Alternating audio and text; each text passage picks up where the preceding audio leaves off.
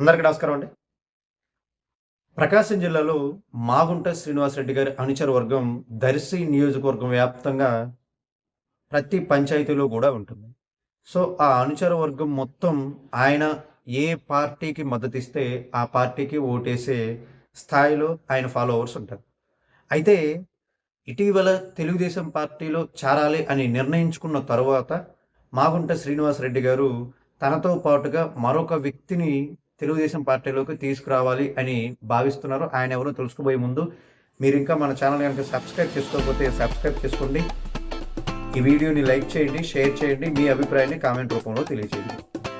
2014 ఎన్నికల్లో మాగుంట శ్రీనివాసరెడ్డి గారు ఒంగోలు పార్లమెంటు సభ్యుడిగా పోటీ చేశారు. అలాగే దర్శి నియోజకవర్గంలో ఎమ్మెల్యే అభ్యర్థిగా తెలుగుదేశం పార్టీ తరపున సిద్ధ రాఘవరావు గారు పోటీ చేశారు. సో, వీళ్ళిద్దరి కాంబినేషన్ డెడ్లీ కాంబినేషన్. ఇటు దర్శిలో సిద్ధ రాఘవరావు గారు, అటు ఒంగోలు లోక్సభ స్థానంలో మాగుంట శ్రీనివాసరెడ్డి గారు. వీళ్ళిద్దరిది అప్పుడు హిట్ కాంబినేషన్‌గా నిలిచింది. ఇద్దరు కలవడంతోటి దర్శి నియోజకవర్గంలో సిద్ధ రాఘవరావు గారి విజయం సునాయాసమైంది. ఆ రోజున సిద్ధ రాఘవరావు గారు విజయం సాధించారు. ఆ తర్వాత మంత్రిగా బాధ్యతలు చేపట్టి నియోజకవర్గ వ్యాప్తంగా సుమారుగా 3,000 కోట్లు ఖర్చు పెట్టి అభివృద్ధి కార్యక్రమాలు చేపట్టారు.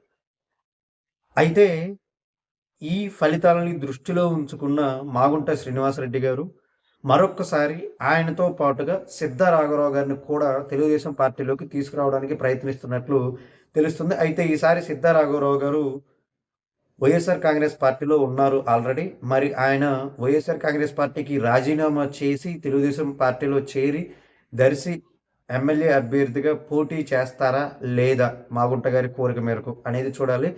ఎక్కువ శాతం ఆయన తెలుగుదేశం పార్టీలో చేరి దర్శి అభ్యర్థిగా పోటీ చేస్తారు అనే చర్చే దర్శి నియోజకవర్గం వ్యాప్తంగా బాగా జరుగుతుంది. సో, అదే గనక జరిగితే ఇక్కడ వైఎస్ఆర్ కాంగ్రెస్ పార్టీ అభ్యర్థి అయినటువంటి బూచేపల్లి శివప్రసాద్ రెడ్డి గారి గెలుపు అవకాశాలు దెబ్బతిన్నట్టే.